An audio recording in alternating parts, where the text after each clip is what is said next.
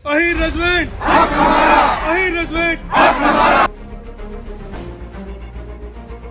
ये अधिकार मिलते नहीं है, छीने जाते हैं, तो इसके लिए हम बैठे हुए हैं अधिकारों को लेने के लिए। से ये मातृशक्ति चल पड़ी है जो कहती है कि हम अपने अधिकार अब लेकर के रहेंगे।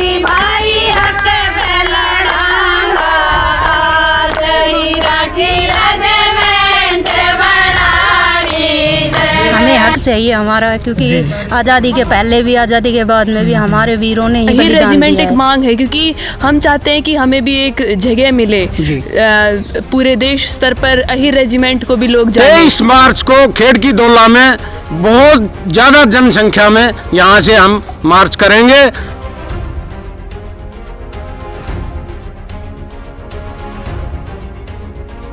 अगर अहीर रेजिमेंट नहीं बनी तो वोट का हाथ हिला दिया कि आप आगे आप आओगे, तो जैसे हमारी अहीर रेजिमेंट के अब ना करोगे तो आगे हम भी वोट नहीं डालेंगे। Ahir regiment, Ahir regiment, Ahir regiment.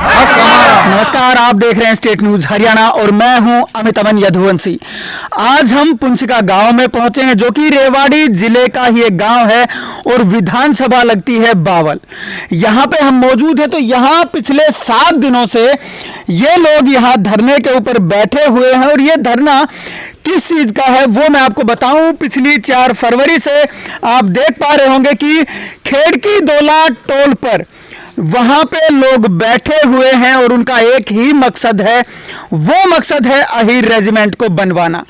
तो उसी एक कड़ी में यहाँ पे भी लोग मौजूद हैं जो कि अपनी उपस्थिति दर्ज करवा रहे हैं और वो उपस्थिति यहाँ पे इसी गांव के अंदर ये करवा रहे हैं। राधा कृष्ण मंदिर के पास में ये लोग बैठे हुए और साथ ही में एक शिक्षा का मंदिर भी यहाँ पे मौजूद है। तो अब इन सभी लोगों की जो मंशा है वो ये है कि अहीर रेजिमेंट बन जाए, इसीलिए पिछले 7 दिनों से यहाँ पे ये मौजूद है। और जो लोग यहाँ पे बैठे हुए हैं आप देख सकते हैं कि जितने यहाँ पे जेंट्स बैठे हुए हैं उससे ज्यादा मातृशक्ति है वो यहाँ पे मौजूद है। तो महिलाओं के अंदर इस रेजिमेंट को लेकर के कितना उत्साह है वो भी देखते ही यहाँ पे समझ आता है।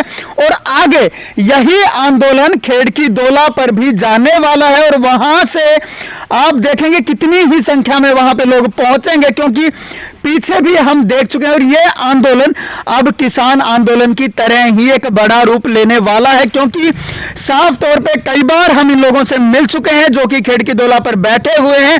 उन्होंने साफ तौर पे बोला है कि या तो जीत होगी या वीरगति होगी। तो अब इनकी जो मंशा है वो साफ तौर पे आप लोगों को समझ में आ गई होगी।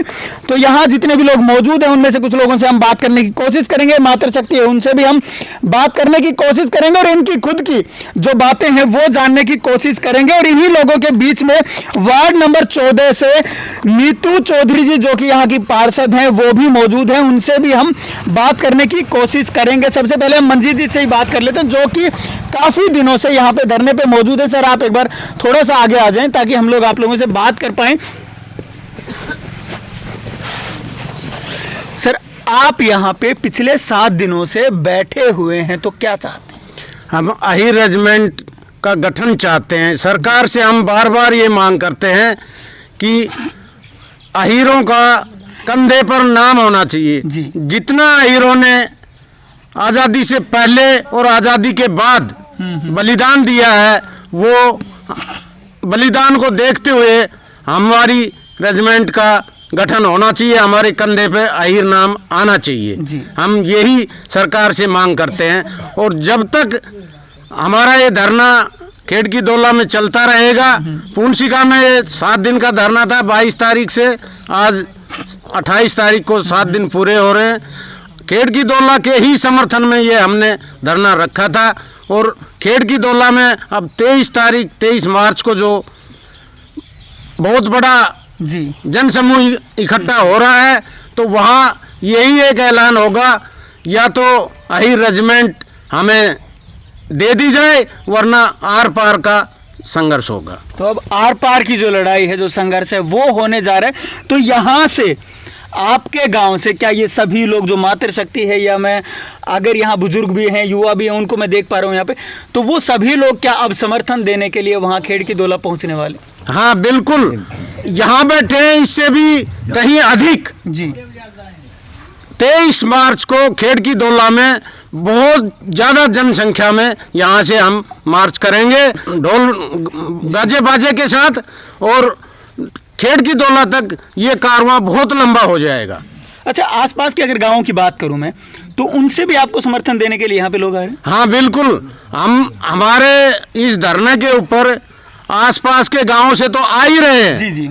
रेवाड़ी से नगर परिषद के पार्षद भी हमारा समर्थन करके गए हैं, और कल रसूली गांव से भी एक युवा टीम आई थी, वो समर्थन करके गई है, और अभी आज पटौदी से एक टीम आई थी, वो भी हमारा समर्थन करके गई है।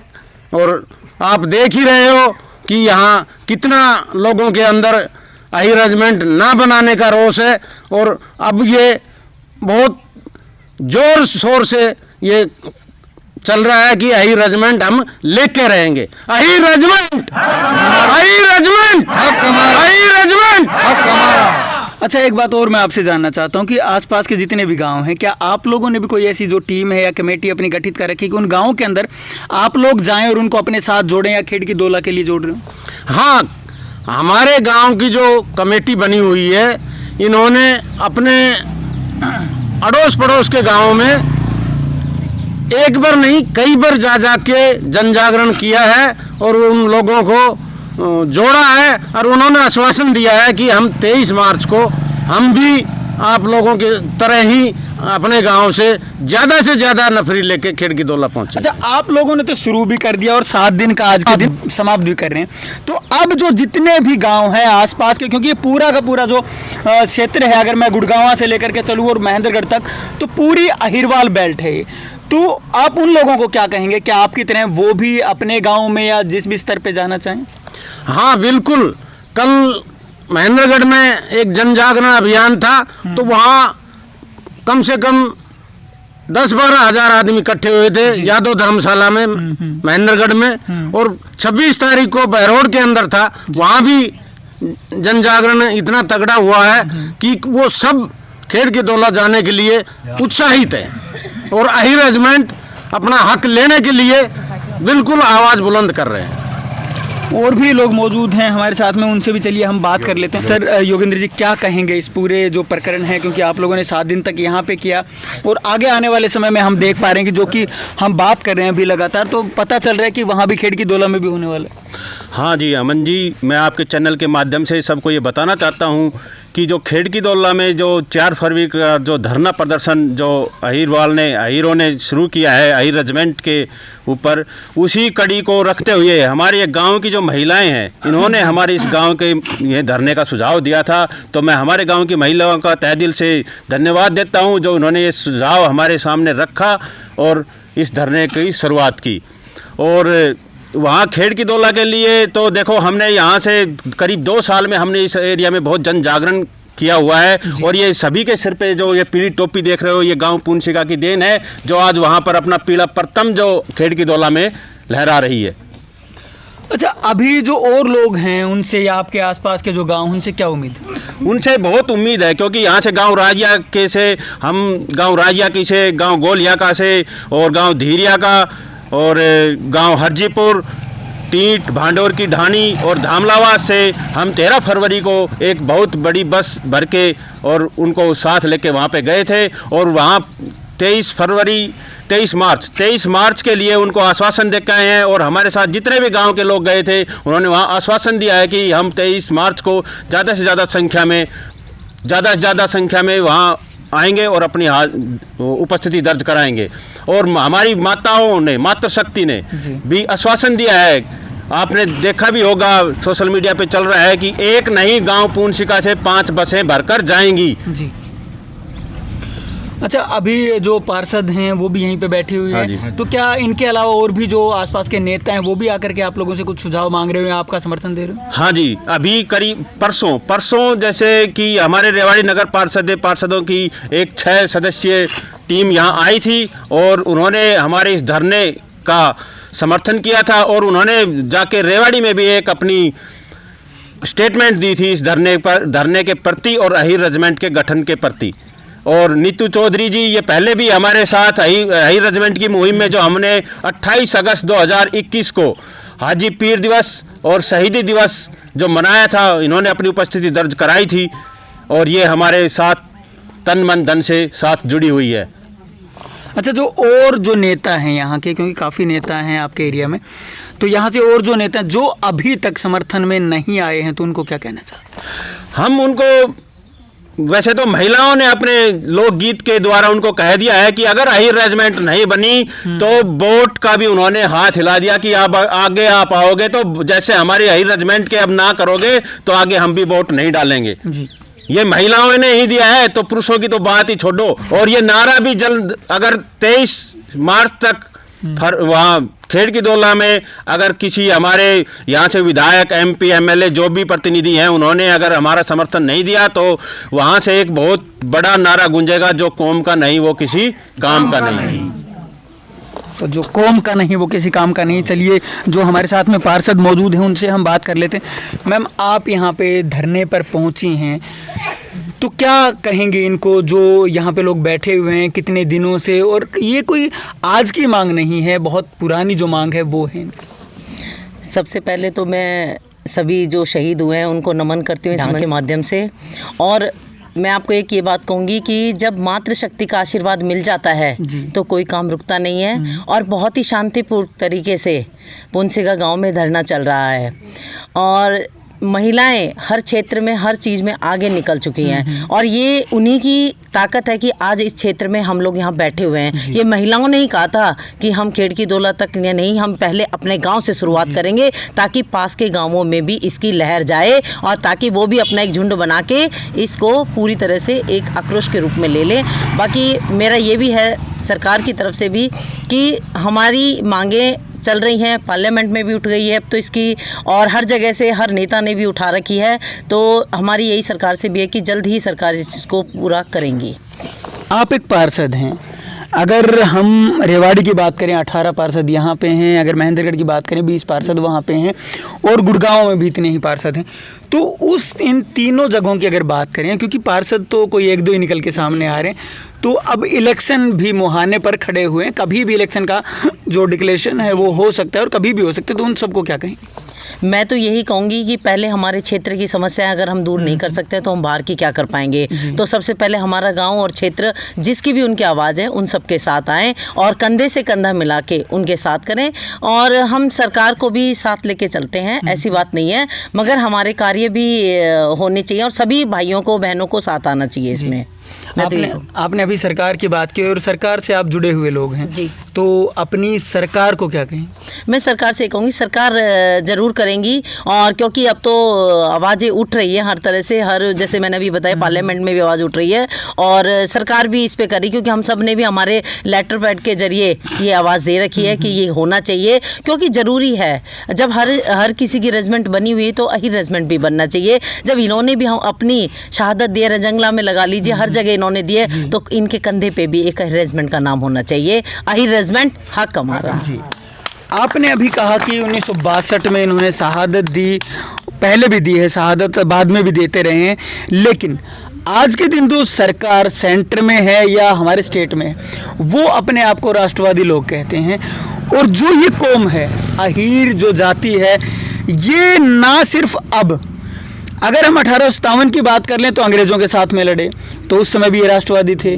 उसके बाद में 1962 में या आज़ादी के समय में, आज़ादी के बाद में जब भी लड़े तो राष्ट्रवादी और राष्ट्रभगत कौम ही रही। तो अब एक राष्ट्रवादी सरकार एक राष्ट्रवादी कौम को अधिकार क्यों नहीं दे पा रही? नहीं देगी, ऐसी बात नहीं है, अधिकार मिलते नहीं है, छीने जाते हैं। तो इसके लिए हम बैठे हुए हैं अधिकारों को लेने के लिए, और मैं पूर्ण रूप से इनके साथ रहूँगी हर तरह से। और सरकार ज़रूर कुछ ना कुछ सोच रही है, और कहते हैं ना कि ऐसी हर चीज़, ये हमारा जो ये खोल ब्लॉक है, जो हमारे बावल विधानसभा कह लो इसको में, इसमें हक जल्दी से मिलते नहीं, हमें छीनने पड़ते हैं। तो यही आप लोगों से कहूँगी कि आप अपने चैनल के माध्यम से इस मुहिम को उठाए रखिए। सरकार भी हमारी मदद करेगी, मैं सरकार के साथ भी हूँ और शांतिपूर्ण धरना चलेगा हर जगह जहाँ पर भी हमारा है। अच्छा, आपने एक बात ना कहते हुए भी कह दी है, लेकिन मैं आपसे एक बात पूछना चाहता हूँ। लोगों से तो मैं काफ़ी बार पूछता हूँ कि क्या आप लोग, मैं लोगों से पूछता हूँ, क्या आप लोग ज़्यादा नरम हैं, ज़्यादा ठंडे हैं, इसलिए लोग आपका इस्तेमाल करते हैं? तो मैं एक नेता के मुंह से जानना चाहता हूँ, एक पार्षद के मुंह से, कि यहाँ की जो पब्लिक है क्या वो ज़्यादा ठंडी है इसलिए इनको अधिकार नहीं मिलते? इस क्षेत्र में मिलते नहीं है, ये बहुत भावुक है। ये जो एरिया है ये बहुत जल्दी भावुक हो जाता है। अगर हमसे तो अब भी सरकार आके कहनी ऐसे हो जाएगा तो हम जब भी मान लेते हैं। तो ये जो एरिया है ये बहुत भावुक एरिया है, मगर अब हमने देखा कि इस भावुक के जरिए हमारा काम नहीं हो रहा है। लेकिन क्योंकि ये बहुत पहले थे, भावुकता में बहना नहीं है, क्योंकि आने वाले बच्चों के लिए भी और भविष्य को देखते हुए इस चीज़ के लिए हमने सोचा कि कहीं ना कहीं संघर्ष करना पड़ेगा। और ये संघर्ष आज हमारे जो बड़े बुजुर्ग बैठे हुए हैं, ये समझ लें कि वो युवा पीढ़ी वाला काम कर रहे हैं आज वो धरने पर जिस तरह से बैठे हुए हैं। क्योंकि अभी आपने अभी कहा है कि जो अधिकार है वो छीनने से मिलेंगे, क्योंकि हम पहले अभी किसान आंदोलन के दौरान में देख चुके हैं, जो सीएम है हरियाणा के, उनके हेलीपैड तक उखाड़ दिए गए वहाँ पे, और जितने भी जो उनके विधायक वगैरह हैं, किसी का कॉलर पकड़ा जा रहा है, किसी को पीटा जा रहा है। तो इधर वो काम ना हो तो इसके लिए आप क्या कहें?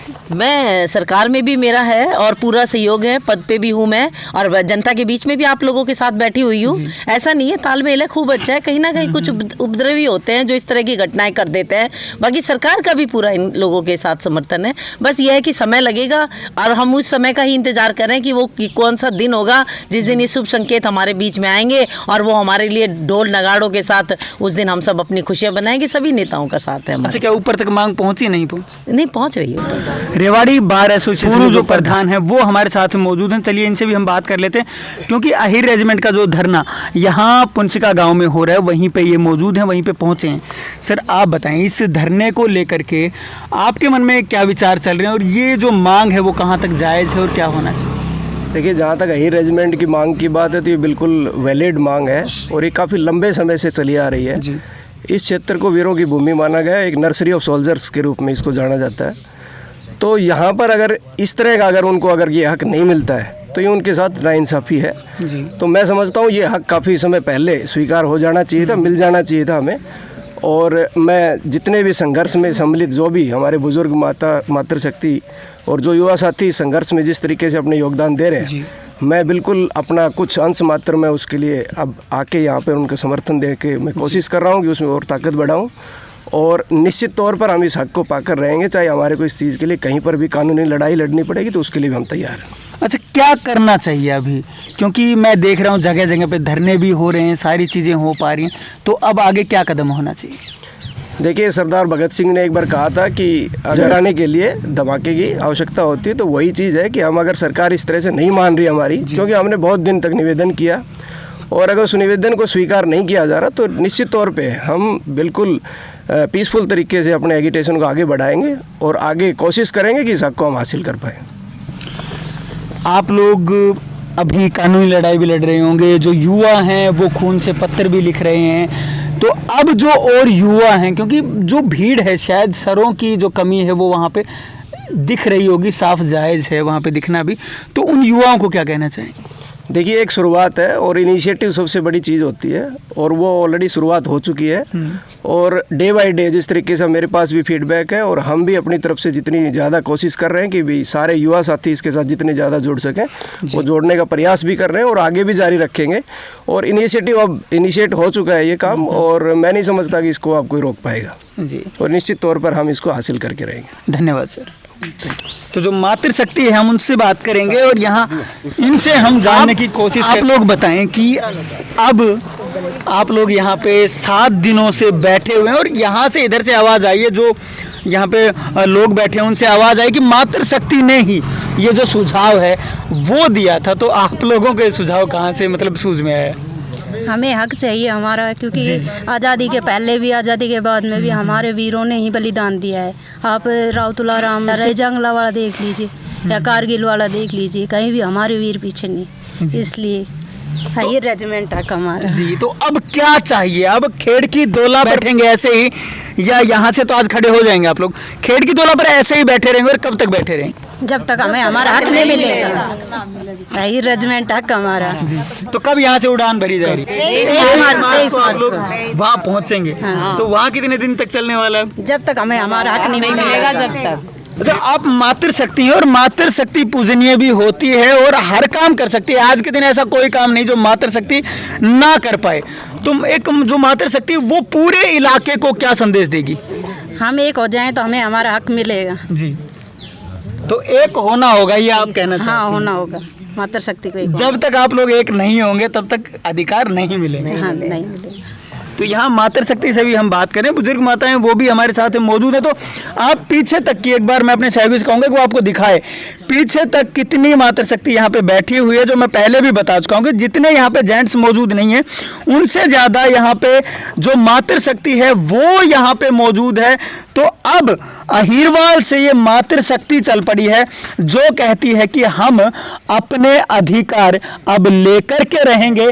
तो अब आने वाली 23 मार्च ही बताएगी कि वहाँ पे जितने सिर आपको दिखाई देंगे वो वहाँ पे तय करेंगे कि आने वाला जो समय है वो कैसा होगा।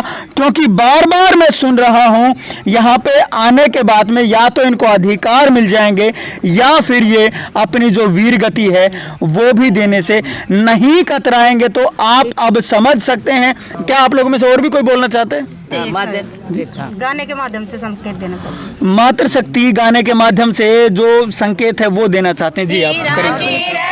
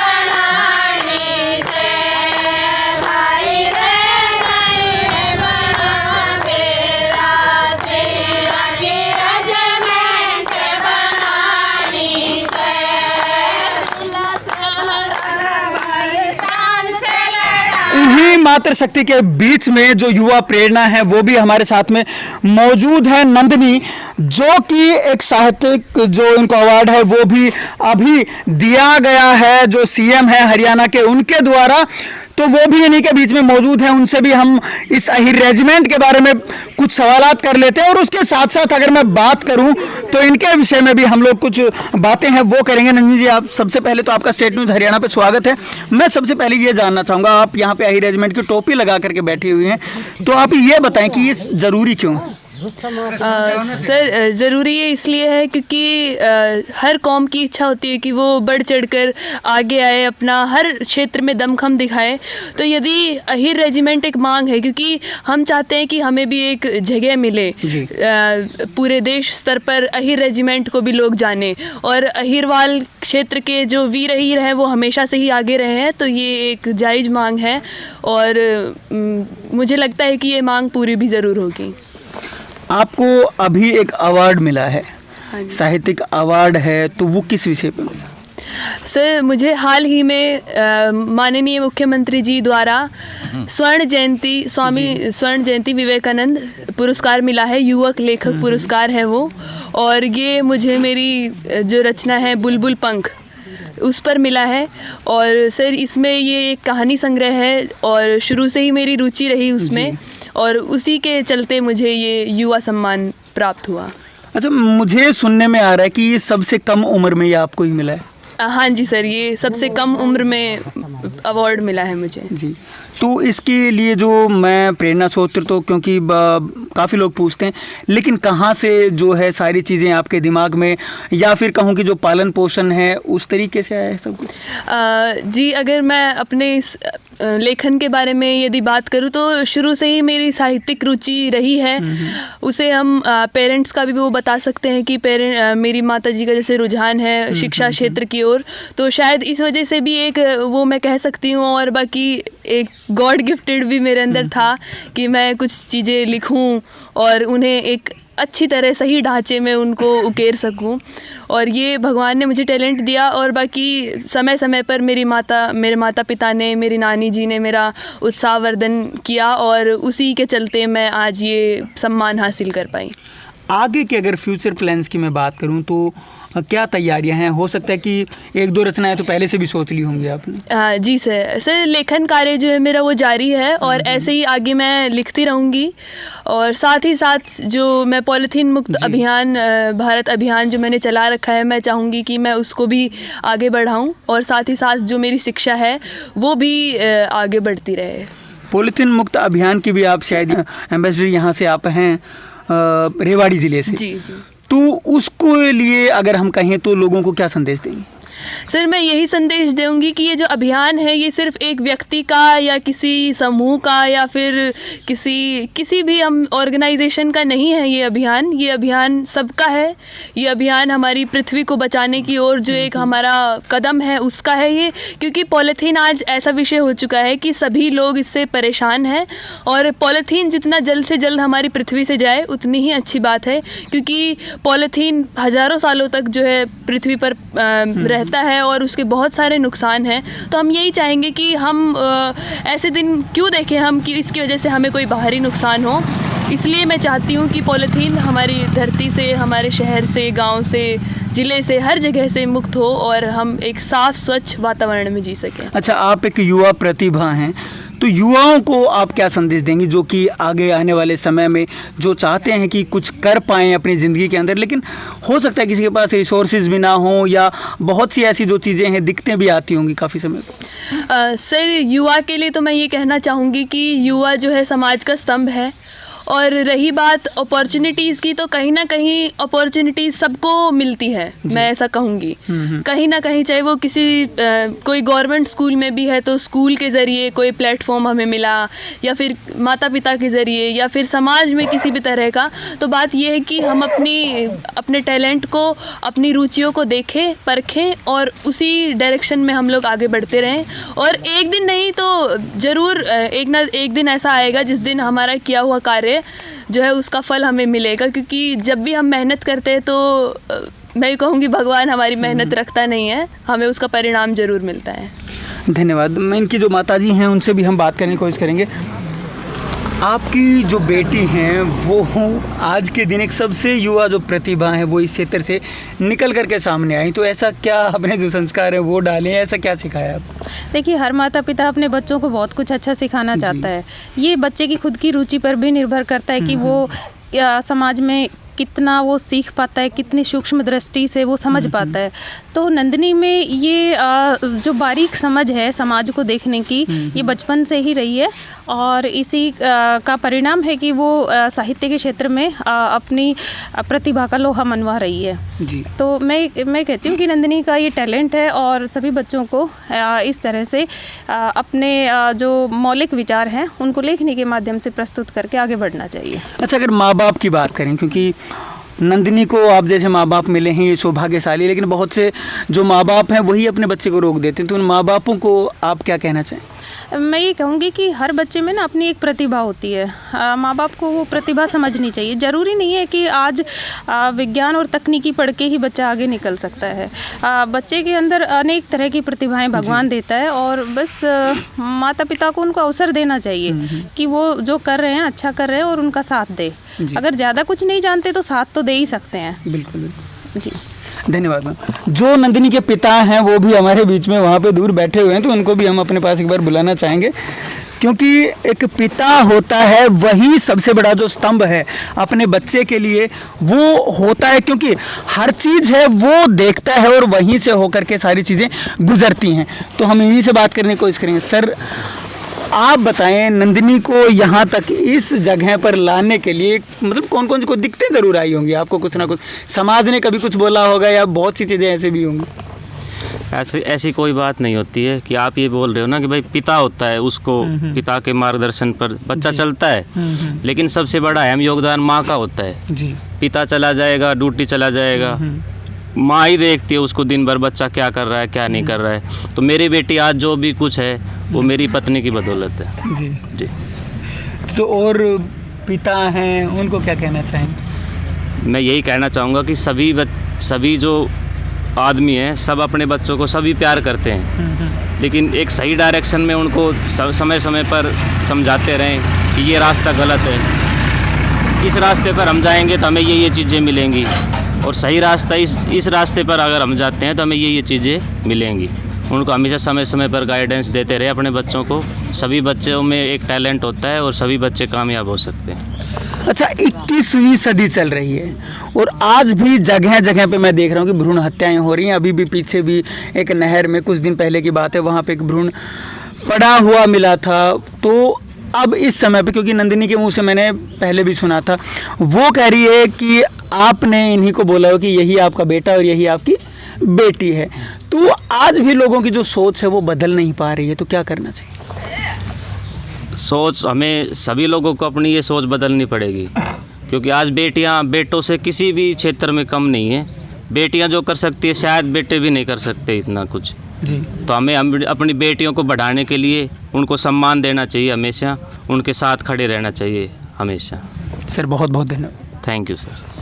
तो ये नंदिनी के पिता थे और उनकी माता से भी हमने बात की। तो ये तो विषय था नंदिनी का, लेकिन उसके बाद अगर हम बात करें जो मेन मुद्दे के ऊपर यहाँ पे मौजूद हैं हम, अहीर रेजिमेंट, जो कि एक इतना बड़ा मुद्दा आज के दिन बनता जा रहा है और सरकार के लिए कहीं एक किसान आंदोलन की तरह ही एक बड़ा अगर गले का सांप कहीं वो ना बन जाए कहीं, तो सरकार को भी इसके ऊपर सोचना चाहिए कि बार बार जब ये लोग आपको आगाह कर रहे हैं तो इनके बारे में भी आपको सोचना चाहिए। ये वही राष्ट्रवादी लोग हैं जो सन 1857 में भी राष्ट्रवादी थे और आज के दिन भी ये राष्ट्रवादी ही हैं, और आप जो सरकार में आज के दिन बैठे हुए हैं वो भी अपने आप को राष्ट्रवादी कहते हैं। तो कितने दिनों तक इनके अधिकारों से इनको वंचित रखेंगे?